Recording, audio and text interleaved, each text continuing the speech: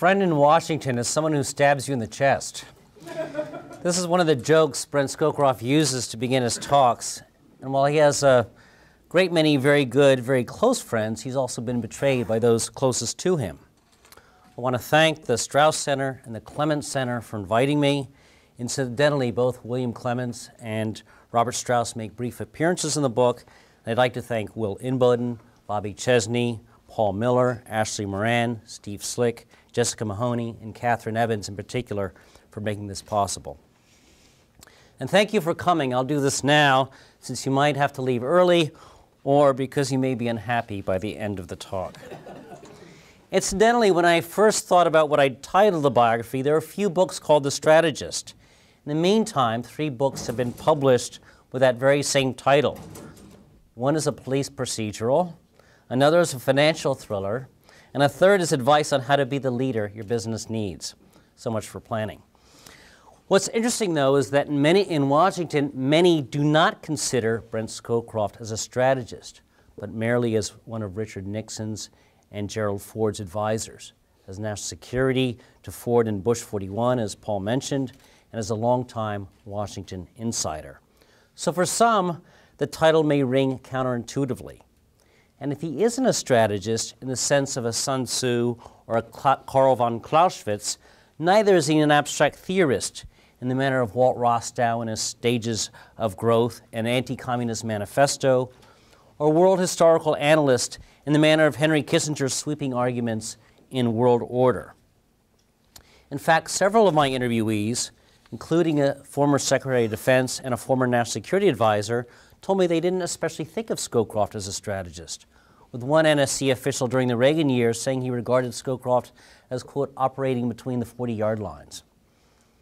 Yet those who have worked with Scowcroft most closely, U.S. and foreign officials alike, including Helmut Kohl, have spoken admiringly of Scowcroft's strategic sense.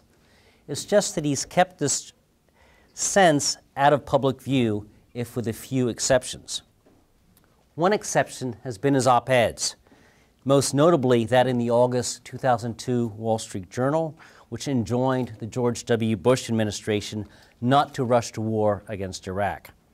And while Scowcroft has written about 100 op-eds over the last 4 decades, almost all of them understandably went out of office, these provide only a piecemeal and periodic glimpses of him as a strategist. His strategic vision is further revealed in his co-authored commission and study reports, but these too are directed at specific mandates and limited by their short length. Even in his co-authored books, Scowcroft received a second billing, if perhaps because of the tyranny of the alphabet, repression many of us have felt.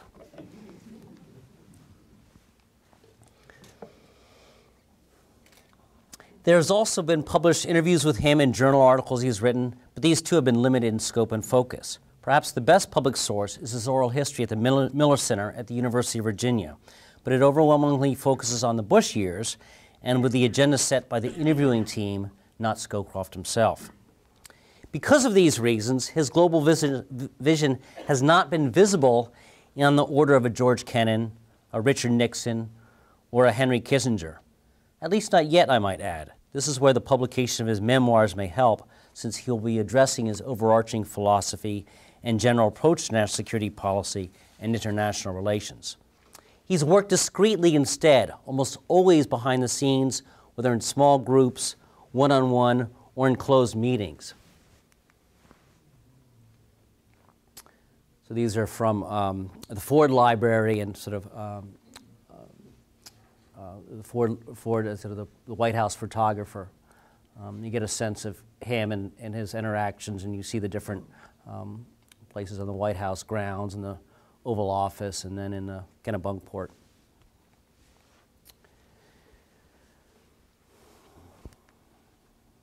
These are NSC meetings.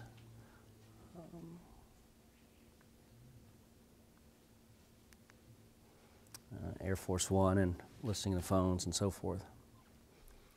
Of particular significance has been Scowcroft's relationship with a former National Security Advisor and Secretary of State Kissinger, with whom he worked closely after the Nixon's re-election and then once Ford took office. The two collaborated on almost all policy decisions between 1973 and 1977. period in which Kissinger calls Scowcroft his full partner. Yet this partnership took place almost entirely behind doors, and because of that reason has gone unnoticed by almost all journalists, diplomatic historians, and others who have written on the national security policy over the Nixon and Ford administrations. But as Vice President Ford's tutor on foreign policy in the months before Nixon's resignation, and as someone whose agenda was only that of the President and the United States, Scowcroft, in fact, became Ford's most trusted foreign policy advisor. Then in 1983, the Reagan administration brought in Scowcroft to resolve the MX missile controversy, and in late 1986, he was asked to serve on the three-person Tower Board to investigate the Iran-Contra scandal. Scowcroft subsequently became George Bush's right-hand man, and in early 2001 he helped George W. Bush with U.S.-China relations after the Hainan Island incident and in intelligence reform, advice on the latter issue that went mostly unheeded. He then worked quietly with Bush 43's foreign policy team in their second term and has occasionally given advice to the Obama White House, especially early in the administration. So let me give a sense of his strategic thinking in terms of keeping the big picture in mind, working with the pieces in play, and being operationally effective. One is, with the British pound collapsing in 1976 and with Secretary of State Kissinger and Treasury Secretary William Simon at loggerheads, Scowcroft stepped in and quietly worked out an arrangement for concessions by Prime Minister Callahan's Labour government for a $4 billion IMF rescue package backed by the United States and supported by Germany and France. This is a great deal of money at the time. The key was, with the pound sinking in world markets, any publicity would provoke a further run on the pound. So all the negotiations had to be kept secret away from the press. And this involved what we would now call sort of neocons or neoliberals in the Ford White House who said, no, this is a Labor government, we want to give them absolutely nothing. And then concerns by Scowcroft and others that, well, maybe if Britain, something happens to Britain and its Labor government, what about this anchor to NATO and this important ally in Western Europe? Another example was Scowcroft's advice to President Bush in early 1989 that the United States and the Soviet Union both withdraw their ground forces from Central Europe. So that is to say that after 40-odd years of the Cold War, he advocated that they both withdraw all of their conventional forces out of Central Europe. His logic was that the NATO minus the U.S., in comparison to the Warsaw Pact minus the USSR, would be to the United States' net advantage and would take the initiative away from Mikhail Gorbachev.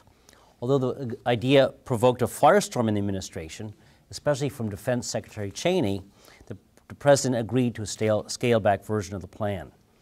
A third was his decision on the Scowcroft Commission and later under Bush 41 to push for radically reducing the number of MIRVed warheads and returning to downloading in nuclear weapons lexicon to single warhead ICBMs. Scowcroft's argument, and one that gradually prevailed, was that MIRVed rockets with up to 10 warheads each were more attractive both as targets and as weapons that could be used than were single warhead ICBMs. In fact, this is the logic of reducing the number and lethality of strategic weapons that infuse START and START II. Other bold moves reflective of him as a strategist were his insistence that Iraq leave Kuwait by means of coercion if need be, a point at which he quickly persuaded the President and others in the administration, although interestingly, Scowcroft for a long time has insisted that that was Bush's leadership and has maintained that. But Bush and others in the White House know that kind of Scowcroft was the one kind of behind this firm resolution. His willingness to support the troop surge in 2007, and most recently his advice to the United States not provide any arms for Ukraine.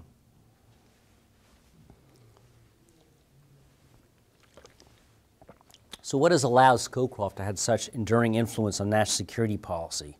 So much that for the years, for decades, he's been one of the most admired, if not the most admired, elder statesmen in the nation's capital. One quality is his ability to keep the eye on the ball, on the United States' longer-term interest, military, political, economic, whether in his capacity as Air Force Lieutenant Colonel, as military assistant to the President, as Deputy National Security Advisor, or as National Security Advisor proper. Yet this ability to look down the road would be of little use without the ability to see the moving parts, to anticipate the other vehicles, the upcoming curves, the obstructions ahead. And here is where his scholarly qualities, his analytic abilities, his objectiveness, and his curiosity had enabled him to look down the road with strong vision. Providing him with that vision has been his study of world history and international relations. A graduate of the Armed Forces Staff College, the National War College, and as a professor at West Point and then the Air Force Academy, and as a Columbia PhD in international relations. Thanks to this scholarship and curiosity, he's been able to get a feel for the factors in play, sense their tendencies and trajectories, and gauge their possible effects. Like a skilled chess player, he's been good at seeing the pieces on the board and figuring out how the opposing player or players might respond. These were characteristics honed under the tutelage of Air Force Major General Richard Yudkin, also a defense intellectual and one of the developers of the Single Integrated Operations Plan, SIOP. While they were working in the Pentagon together, Yudkin helped Scowcroft learn how the U.S. government operated, how the different bureaucracies functioned, and how they interacted with the research and scientific communities, industry, and other actors. Later then, from working under Kissinger, Scowcroft honed his sense of the international system and became more comfortable working with the press. All the same, a strategist has to be relevant. One could be a superb strategist, whether as a military planner, campaign consultant, or analyst of current events, but if she or he is on the sidelines and his or her ideas are ignored, that person cannot be considered a strategist. Kennan is renowned for his long telegram and Mr. X article in Foreign Affairs, The Sources of Soviet Conduct. Yet after this white-hot burst of influence, policymakers essentially ignored him over the next 5 decades while he was at Princeton and on his Pennsylvania farm. Another aspect of strategist is operational then. And it's hard to think of any other policymaker in recent times whose expertise and judgment has been as consistently influential at the highest levels of government. This trust has discernible and distinct roots. One source is Scowcroft's multivocality, that is, his ability to speak credibly to separate audiences thanks to the range of his experiences and expertise.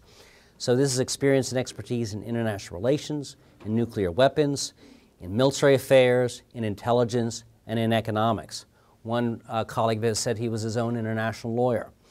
Further, not only can Scowcroft speak authority on these separate issue areas, he's able to consider how they intersect and interact. Another is his willpower and drive. One comment his superior officers made repeatedly in his efficiency ratings while he was in the Air Force was Scowcroft's ability to keep growing with no apparent upper ceiling. He would have clearly received a 4-star, as had Alexander Haig and Colin Powell, had he not retired from the Air Force when he became National Security Advisor in November 1975.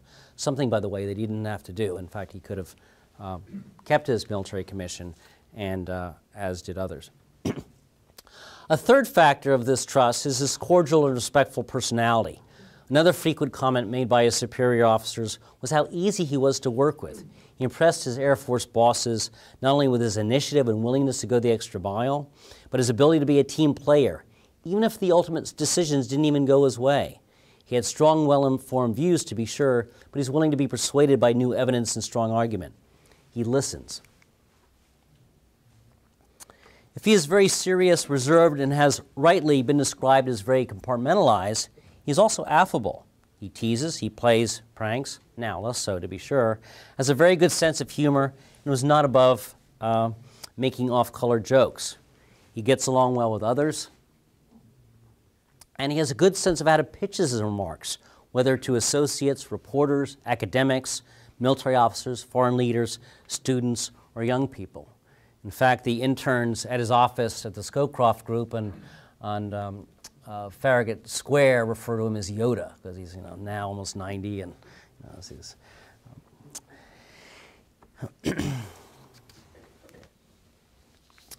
Let me now turn from an explanation of the word strategist to elaborating on the subtitle, Brent Scowcroft and the Call of National Security. By the way, I should say that it feels odd to be writing about the life of someone who still participates in politics. He was just over in Saudi Arabia for King Abdullah's funeral, and who still runs his own business. Of course, there are many biographies of presidential candidates and other prominent political figures who are still very much alive. So the question then becomes, do their lives merit this attention, and are there sufficient data for examining their lives? And here I can unequivocally say yes. So to the first part of my subtitle, the name Brent Scowcroft, no middle initial. As a biography, obviously, I wanted to explore Scowcroft's roots. He was a member of a well-established family in Ogden, among the Mormons, first Mormons of the Intermountain West. Job Pingree, Scowcroft's great-grandfather, was one of the captains of the Mormon companies making the overland trek from which is now Omaha to the Great Salt Lake Basin, and then later on founded Pingree National Bank and became a prosperous and important person. Another, Richard Ballantyne, was also a captain of a Mormon company, a missionary in India, and the founder of Mormon Sunday schools. Both Ballantyne and Pingree were polygamists, with Pingree being arrested in 1885 on a plague hunt and held in jail for a few weeks, as you can see. A third great-grandfather, John Scowcroft, arrived later by foot, by train that is, rather than by foot with the oxen, and founded a very successful company of food and dry goods wholesale merchants. And you can note the progressivism on the placard, talking about 44-hour work weeks.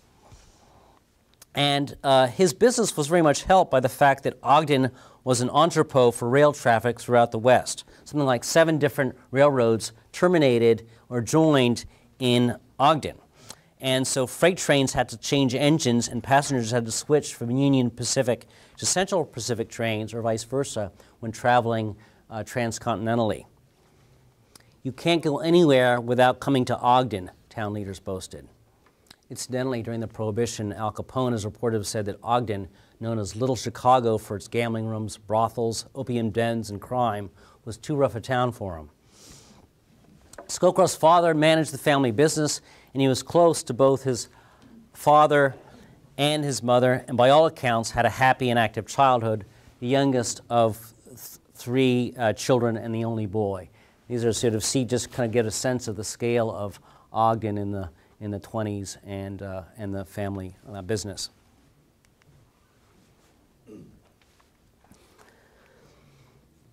But with his sisters being only 4 and 7 years older, he was in some ways an only child. And acknowledging that he never heard his parents fighting, he rightly commented that his experience growing up gave him a distorted sense of his fellow humans. Now, this background is all very fine, you might say, but what does this family history and these nice photos have to do with Scowcroft as an Air Force officer, a presidential advisor, an international business consultant, or a senior statesman? What they convey, it seems, is just how secure Scowcroft was growing up. Secure psychologically, secure materially, and secure socially. He had no status anxiety. He wasn't motivated by a sense of deprivation or other contrarian reason to leave Ogden for West Point and then join the Army Air Corps or to pursue a career eventually in politics and government. And this is him in the Army Air Corps. This is him right here. He's there. He's trained out at, actually down at San Antonio, and then was out at an Air Force base that's now defunct out in Arizona, and then he's up here in New Hampshire fighting on a wing to protect the Strategic Air Command bombers. This sense of security that he had would make the surprise attack on Pearl Harbor, the humiliating and dispiriting experiences of the U.S. Military Academy, and the 2 years in military hospitals following his near-fatal crash at the age of 24 that much more searing. Barely a month after the crash, there was more shocking news. His father had died of a heart attack at the age of 57. Lying in hospital beds and thinking about his future, he decided he didn't want to be in the family business, and he wanted to study and be in a position to influence national security policy. In fact, 2 Air Force generals assigned him to be military assistant so that he would get Kissinger's attention and be chosen as his deputy national security advisor. And of course, that's what happened. The fact that The Strategist is a biography has another implication, one of process. Biography provides, quote, no explicit conceptual framework for the selection, organization, and presentation of data, as one political scientist remarks. This makes it tough to study someone who often did not write things down, who does not boast of his own achievements, and whose records are only partially available.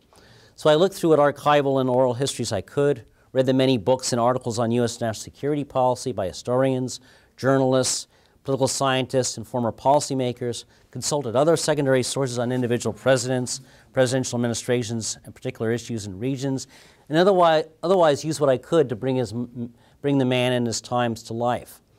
But to bring perspective to these documents, to this scholarship, to these news reports and these oral histories and transcripts of press conferences and panel discussions, I also conducted about 40 interviews with General Scowcroft and more than 100 others with many of his colleagues, associate, friends, and relatives, including some of those in this room. To an extent, biography is an exercise in imagination, as John Lewis Gaddis has noted. That is to say, the biographer tries to put on someone else's shoes. She or he has to envision being in someone else's world. Fully capturing that vision is a fool's errand, to be sure. Just as surely it is possibly as accurate and fair as possible, though. And being fair means not just selecting the positive, as some biographers do, or the negative, as other biographers do, but describing and interpreting the subject's thoughts and actions as well as one can, and then rendering them in light of his or her political circumstances. So let me turn to the last part of the subtitle, The Call of National Security. This refers to Scowcroft's vocation, military service as a mission. Beginning at the age of 12, if not before, but at the age of 12, he read a brand new book, West Point Today, which captured his imagination, and he decided he wanted to attend the U.S. Military Academy. He would later serve as commandant of the Ogden High School, ROTC, attend the U.S. Military Academy Prep School at Lafayette College. And this is during World War II. There were about 8 of these prep schools at the time, and then go on to West Point. He would then return to the U.S. Military Academy to teach, and 5 years later go out to Colorado Springs to serve as associate department chair and then department head at the almost brand new Air Force Academy. This sense of vocation carried Scowcroft through his harrowing first 2 years at West Point, the horrible plane crash, and the painful death of his father. And so he would dedicate himself to the Air Force, the White House, and several presidents and their administrations, as well as to other purposes, such as studying and writing reports for presidential and other commissions, and working with the Aspen Strategy Group, the Atlantic Council, and the Council of Foreign Relations, and other groups. It also carried him through caring for his wife, Jackie, who had type 2 diabetes, and Scowcroft would dash home or to the hospital in the late afternoon or early evening, and then go back to work, and then go home very late at night, only to get up then at 4:45 to be at work at 6 the next morning. And it was in large part because of this care, in addition to the fact that Scowcroft was often working 15 to 18-hour days, that Bush 41 was not in the least annoyed when Brent Scowcroft dozed off at meetings, only to wake up and recover as though nothing had happened, which was the origin of the Scowcroft Award. This sense of vocation also meant that he served as the personal emissary for several U.S. presidents, Ronald Reagan, George W. Bush, and others to the Soviet Union, China, Saudi Arabia, Germany, France, Great Britain, and other countries for the discussion of particularly sensitive issues. He understood that for when he was National Security Advisor, this dedication meant that he had to be an honest broker. And out of office, it meant serving as a chair or co-chair of blue ribbon commissions and other study groups. These then are some of the reasons why I titled The Strategist, Brent Scowcroft, and the Call of National Security. So what important elements or aspects of his life are not implicated by the title and subtitle?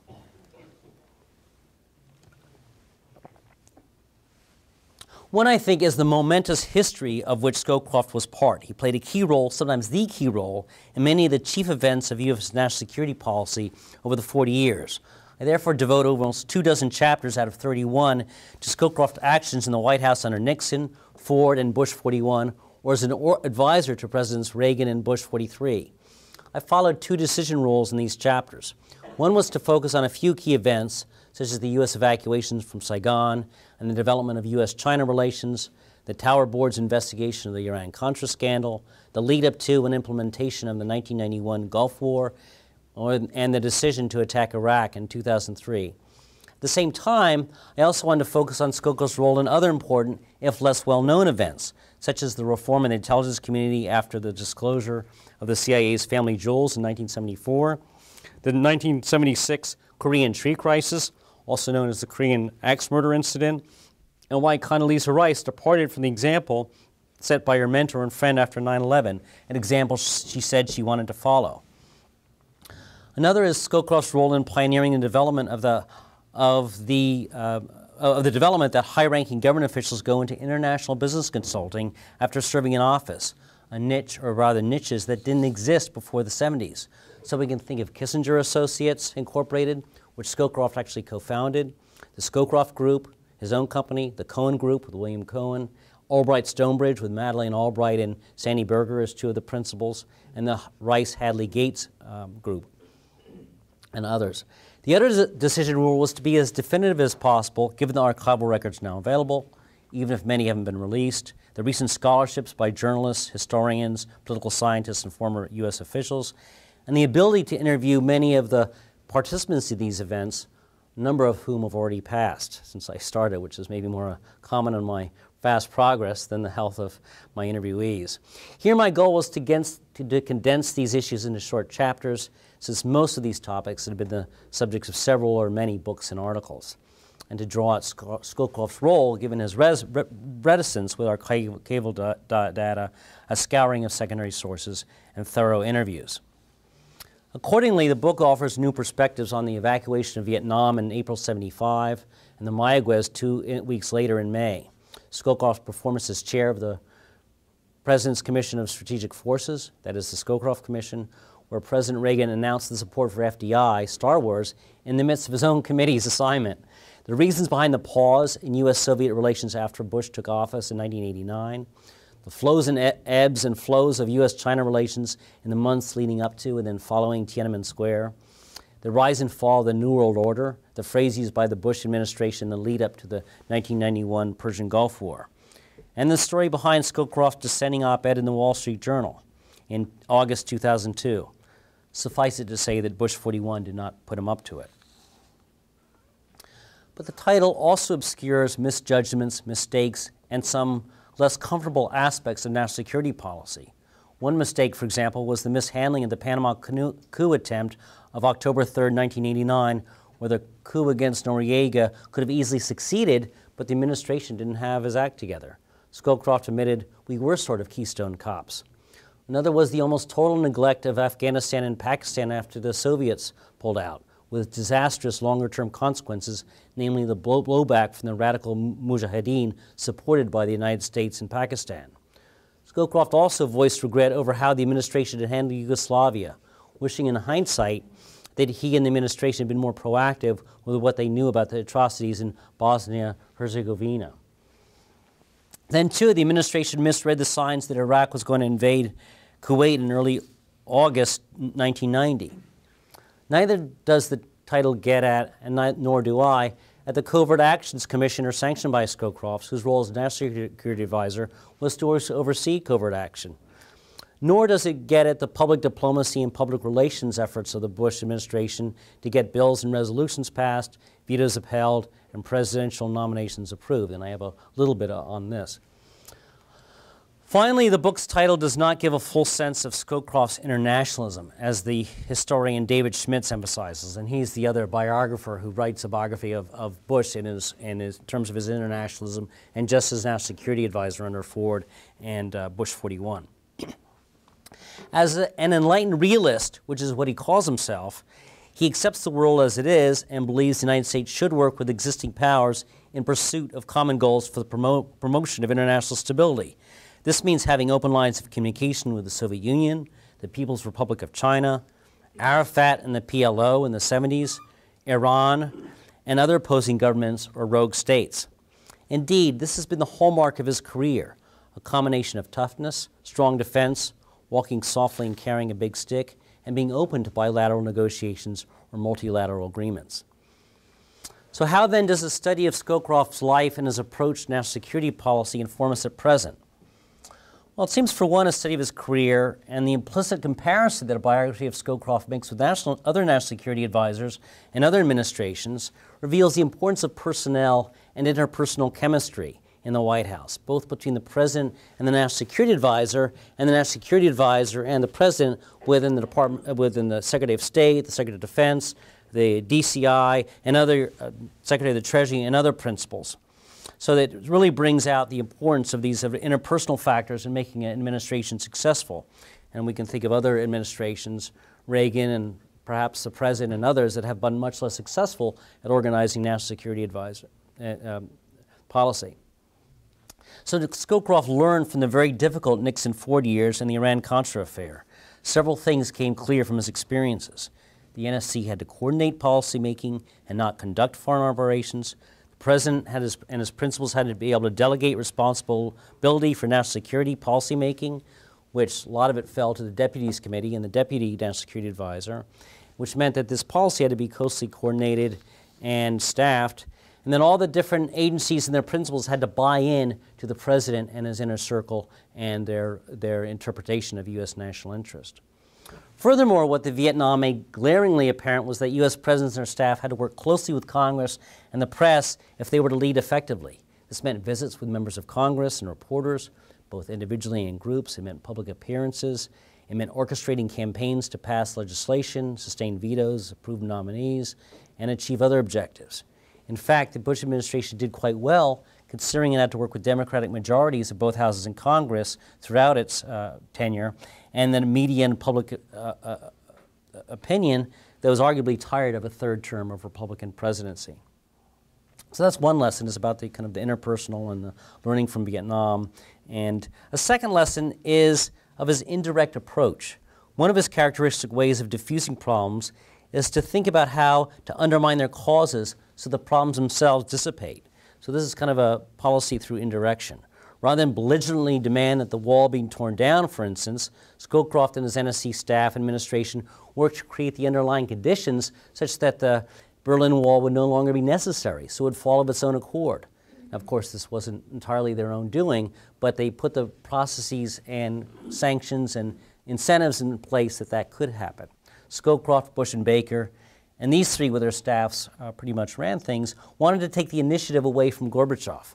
Accordingly, this meant that they had to think through where they wanted to go, figure out what they wanted to achieve militarily, strategically, economically, and then provide a set of carrots and sticks that would induce the Soviets to agree, which also meant, by the way, getting the UK, Germany, and France to agree, depending on the issue. Or, to give another example of this indirection and to take away the motivating causes, is to make nuclear warfare unattractive as a military option for the US and Soviet officials both by changing the circumstances of their strategic calculus. And the same applied to human rights, that they would best be furthered through the making of the reasons for repression no longer necessary, that is, through political and economic developments, as well as quiet diplomacy, rather than through exhortations or sanctions. The same principle, to turn to the present, would seem to apply to terrorism. Human and technological intelligence, drones, covert actions, and special operations may all be necessary, and may all have their places, but there's also a place for addressing their conditions so as to make a particular distorted view of Islam a less viable option and less attractive among Muslim populations.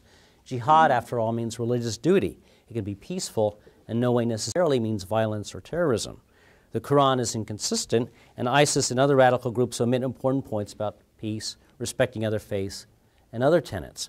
This is to say that people's religion and spirituality can obviously be expressed in different forms, just as people themselves have cultural identities, material concerns, jobs, potable water, physical safety, as well as political concerns. This is a probabilistic issue then, and I think this is where Scowcroft would absolutely agree, about making the ground more fertile and tending it better so the plants that should grow do, and the worst sort of weeds do not. While this might seem like a chimera, I certainly didn't imagine in my lifetime I'd already see the end of the IRA, the end of apartheid, and the end of the Soviet Union. Yet shifting politics, diplomatic initiatives, new policies, and political leadership confine them to history's dustbin. A third thing I want to bring up in terms of the present is secrecy and accountability. When I asked General Scowcroft about Edward Snowden's leaks, he said he was against Snowden's revelations, quote, with every fiber in his body. This is what I expected, consistent with his longtime support for executive privilege, presidential discretion, and strong intelligence, whether human, signal, covert, etc. Yet in the next breath, he surprised me by remarking that Snowden's leaks might have a salutary impact by starting a constructive debate among members of Congress, the press, and the public about legislative oversight and democratic accountability. Indeed, both Snowden and the CIA torturers of the recent Senate report were contractors, a fact that has received little attention thus far. Scowcroft believes in the United States. Now you might think this to be old-fashioned, but I suspect that he would argue that recent U.S. actions detract from the United States soft power and erode Americans' belief in their government. Not only does recent government action provoke cynicism, reduces the legitimacy of the U.S. government if presidents cannot make plausible claims of the United States being a city on the hill or a leader of the free world or as a shining point of light. The subtext here is that the United States faces a very real crisis of government, of record low approval ratings in the polls for Congress, the media, business, and other social actors. The turnout of eligible voters in 2014 midterm elections, the lowest in 72 years. That is, in 1942, when many voters were dislocated because of military service or massive internal migration, thanks to the revolutionized job market of the war. There's a feeling that the wars in the Middle East and in Afghanistan, as frightening as ISIS and al-Qaeda may be, are limitless, with well over half of Americans in polls over the last 6 months disapproving of the president's foreign policy. That is to say that there's a moral dimension to American politics that's now missing, a decline in the soft power of government, if not necessarily in other aspects of American cultural society, that was there in the United States, for the United States during the Cold War and First Gulf War. Such moral certitude did not spare presidents from having to make extremely tough decisions. Think of Korea, Hungary, Czechoslovakia, Cuba, Vietnam, the Helsinki Final Act, but the overall objective was nonetheless clear. This begs the question of U.S. strategy then, where there's been nothing yet to replace the containment of the Soviet Union. In fact, the recent paper, the National Security, I forget what the title is, officially the National Security Policy that the government issued was had all sorts of purposes, all sorts of goals, but certainly did not have a sort of a single clear message. So we might ask, what is the United States for? Is it just against terrorism, extremism, ISIS, or some future group? What hope does the United States offer other people of the world, our children, our grandchildren? So I'm going to leave you with these questions, and it's because of these pleasant thoughts that I wanted to thank you beforehand. But thanks again.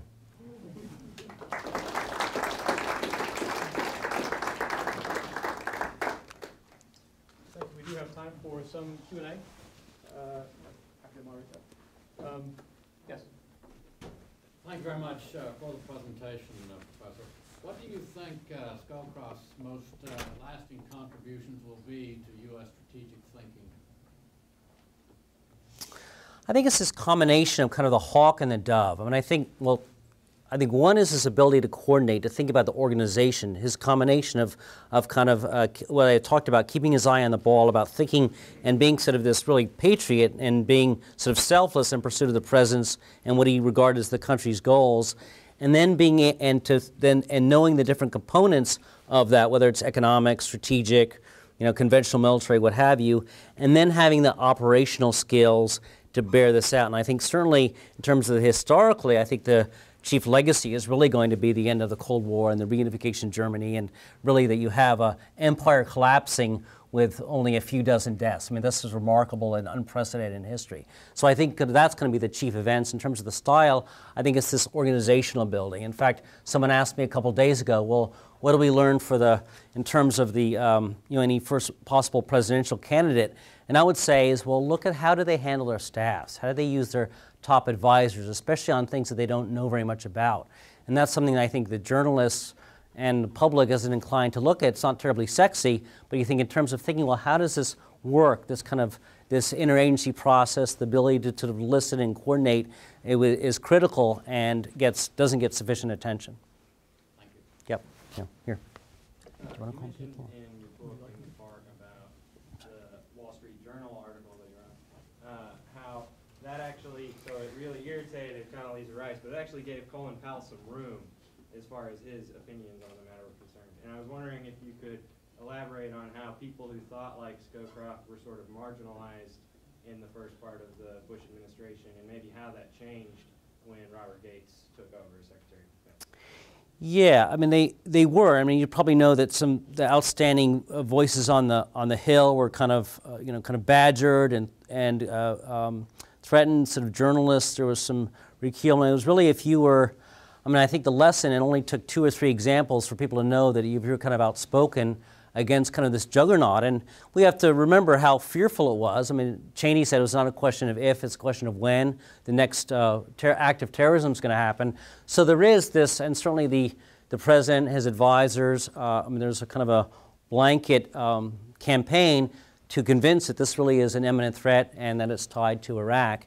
And so I think we have to realize and respect that. And so the result was that there, was this huge silencing as an effect. But I think what happens in, it's probably in 2004 really, and then with a brief pause of the election and then after that, is with the problems of the occupation and what happened there. And then of course, Rumsfeld and Cheney becoming less popular.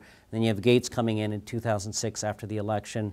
And there was, just the country had changed. The president himself, after 2004, changed. As I said, Scowcroft, one of the things I say, how I begin the book, is he never says, "I told you so." And in fact, even though Condi Rice, who he'd made her career, and she's yelling him on the phone for something that she already knew his policies on Iraq, and he doesn't get mad at her. He says, well, look, I'm going to keep working. And so he goes and talks from the State Department. He has meets with Hadley. He talks with other folks. And he keeps, in fact, he supports the surge in 2007. So he kind of is remarkable. It gets a little bit of your question, and not getting his ego caught up in policies that are rejected and simply ratcheting his preference and saying, well, what have we learned and where are we and how do we proceed? And so I think as conditions change and as Gates comes in, which is reflective of kind of how the country was going and Congress was going, then he sort of regains influence and credibility. Yeah. Let me go back to the first Gulf War, and Schwarzkopf was moving towards Baghdad.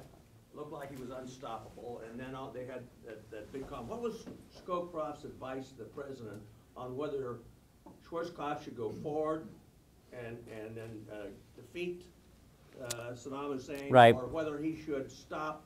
The second part of my question is, what advice did Scowcroft give to Schwarzkopf as to what the conditions of the surrender would be? Yeah, that's an actually important point. And the best account I've read of that is that that it actually hinges on some poor phrasing. Is that, I don't know if I certainly remember, you guys may remember, but after at the conclusion of the ground war, and you have those columns going back into Iraq, and there are all these pictures, and there's talk about turkey shoots and all this stuff, and it was looking really bad, and certainly the president, certainly Scowcroft, Powell, certainly the political wing of the Bush administration were aware that they don't want to be seen as this kind of bully and as piling on. There's also, there's several things. Another thing is that their mandate, and the reason why they had this coalition with many Arab members, was just to repel Kuwait with force if need be. It was not to depose Saddam Hussein. It was not to invade Iraq. In fact, that was very threatening to a lot of their, or undesirable for a lot of their Middle East allies. Now, the part about phrasing is that what happened is Powell talks to Schwarzkopf and says, do you have any objections if we stop fighting? And what Schwarzkopf doesn't answer directly. He then asks his field commanders. He says, do you have any objections? And when they're getting signals like that from their bosses, well, they say, well, no, that sounds, that's fine. We can live with that. But if he'd asked them, what are your thoughts? What should we do? How should we proceed? Should we just go into Iraq a little bit and finish some of these the Red Brigades and finish some of these and knock out some more of the armored and get some more of that? Then I think his generals would have said, well, give us a couple more days, but they weren't given kind of an open slate. They were given already kind of a default option from their boss, and I think given the publicity of what was going on, they said, okay. And so I think they kind of mishandled how they generated that option. It should have been more ground up or a little more of a dialogue and not just, well, we're thinking of stopping. Are you okay with this? Yeah. But did Scowcroft advise the president on the conditions of the surrender? Right, the surrender. There, they kind of had, they'd kind of been told after Panama, and there was a concern about interfering with the Pentagon and with the chain of command, and they decided to let Schwarzkopf kind of dictate that himself. And that's where the business with the helicopters came in and how that was handled, which were then used to kill Kurds and so forth. Yeah, over here. So in your lecture, you talked about Scowcroft and how he connected the decline in the voting in the elections to maybe. Well, he didn't make that connection. I was kind of extrapolating about he was kind of awareing that I mean, listen, he's in some ways believes in a government by mandarins, that people with the most experience and knowledge should be making the most important decisions, which makes a certain amount of sense, and that's what we have a Republican government for, that you elect people to make decisions on your behalf. I mean, some people say you're supposed to represent them, but say certainly at those levels and in those issue areas, you'd say, yeah, you want people to make decisions on your behalf. So even if he's distrustful of partisan politics and of public opinion in the media, he certainly is a believer in the Constitution and of the people ultimately ruling, and so he would say that as this sort of patriot or nationalist, he would very much be aware of, yes, these are indicators of a government that is on less stable grounds, that is of the decline of legitimacy, of a decline of, I mean, and I think he could call back and think about the years, again, which I remember, and some of you remember, the years of the mid-'70s, where you have Vietnam and Watergate and the assassinations and the riots and all sorts of the anti-war movement, all this stuff, which is a very, very difficult time. And I think there's some resemblances to now, if much more quietly, to how government is. Yeah. Just to address the question you raised about surrender, the two relevant documents were the NSD 45 and 52 about the Gulf War. And those are actually brilliant documents. I had nothing to do with writing them, so I can say that. 45. Yeah, thanks. But the one thing it missed was war termination. That was the missing element of the strategy. So this helps explain why there was no real preconceived notion of exactly what the terms of the ending of the conflict would be. Yeah, it's interesting because that's one of the things where, of course, the subsequent Bush 43 does not a very good job on, but of course they really didn't have that exactly in place, but because they were stopping at the edge, that wasn't really fully, it didn't have nearly as deleterious effects. Yeah.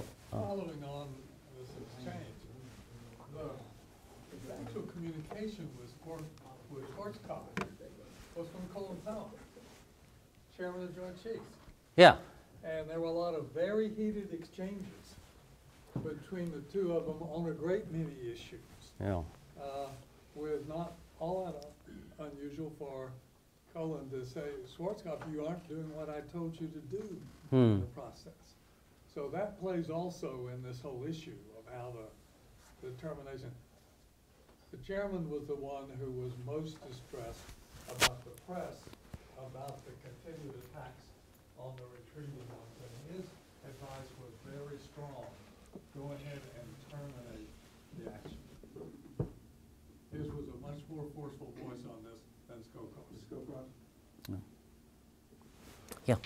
All right, so one thing that's really remarkable about Scowcroft that emerges really in your biography is what a great sense he has of legitimacy and public opinion and politics as strategic, as really important strategic factors in sustaining the national security strategy and making it effective. But there's not really, I mean, you look at his sort of biography, and there's not, I mean, the timeline of his biography, and there's not really anything in his background that would obviously explain where he gets these political instincts and this sort of, having watched, and maybe, having watched North Korea, the Korean War and then the Vietnam War, not as a combatant, but from the Pentagon or from the military academies. Maybe that helps explain it. But is there anything in his academic background, from Morgenthau and the people that you mentioned that he studied for his master's and later for his doctorate, and the people that he studied under, that helped to explain a worldview that's so, or a view of strategy, I would say, that's so encompassing of things like legitimacy and the importance of a broad national consensus and all these things that are not, strictly speaking, military strategy?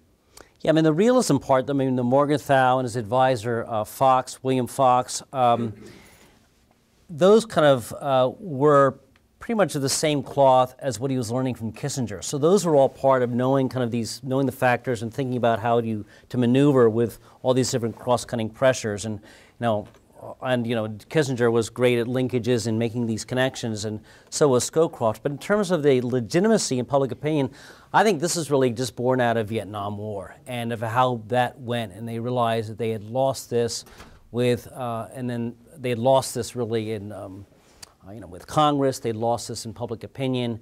I mean, it's interesting. The best correlate of the reporting on Vietnam War was never negative. It was always slightly positive at the worst time. But the best correlate of this changing reported, becoming more and more critical, was the number of deaths, the number of body bags. And so as you have the war protests, and then you have with Watergate, you get the huge switch in the Watergate babies coming in 1974. The House turns much more democratic, and with that, I think and of course then they cut off the funding, which he blamed as a proximate cause for the end of the war. So I think he realized, yes, he's aware of legitimacy, but it's also, he's really focused on national security and responding to crisis and thinking about, well, how can we combat the Soviet Union? How can we make sure we are strong internationally? And there part of this is it's like a good company, right? You want to have a good brand and you want to persuade people that you are doing things on their behalf. So it's partly out of legitimacy. So you can maybe say there's a cynical dimension to it, but it's certainly about that, yes, if you're going to have an effective government, you need the support of the people, and you certainly need to have support of key members of Congress, even if Congress overall is the other party, and you need to be able to get sort of important members of the press. And so Kissinger actually trains him about he first has meetings with Joseph Alsop, and then he expands to Meg Greenfield and others, and he kind of expands the number of people he talks to off the record, and as a Air Force officer, he's always done a lot of briefing, and so he's very good at communicating and teacher. So he's always very good at explaining things and speaking very precisely and deliberately, which he does. And so it's, but yes, he realized that there had to be this public aspect to administrations and for successful foreign policy, and without that, it wasn't going to be successful. Yes, actually, let's back here, yeah. How did Scowcroft react, and what was his view with respect to Iran, then beginning in the 70s, and how do you think he would have dealt with Iran today? Well, it's Iran in the 70s. He visited it when he was in the National War College. They did a trip to Middle East, and he met with Shah, actually, his group of about, I think, 16 or so. And so I don't look at Iran. I told you I sort of pick my spots and what I focus on, and I don't talk so much about Iran because it's really under Carter that things really change. So I didn't do that. But in terms of Iran today, he's written columns, and in his book America and the World with Scowcroft, which you saw there throughout, he's been about negotiations. He's about doing something to make it so they don't feel they need the military component of nuclear weapons or nuclear power, and just trying to find ways to have this. What is it? The name of the Gang of Five, whatever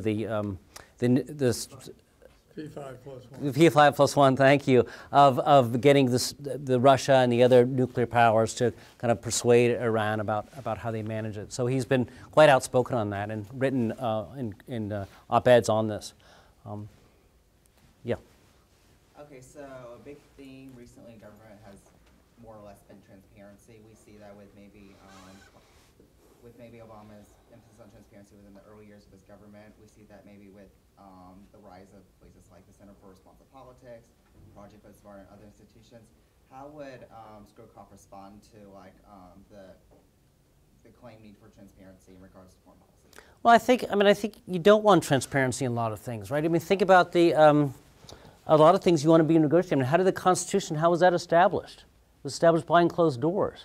Because once you start making everything transparent, you can't get people to agree because everyone's shown them how they lose or betray their constituents or their ideals. So ultimately, to have government work, you need actually things where people are protected. That's how the whole academic process works. You have a confidentiality.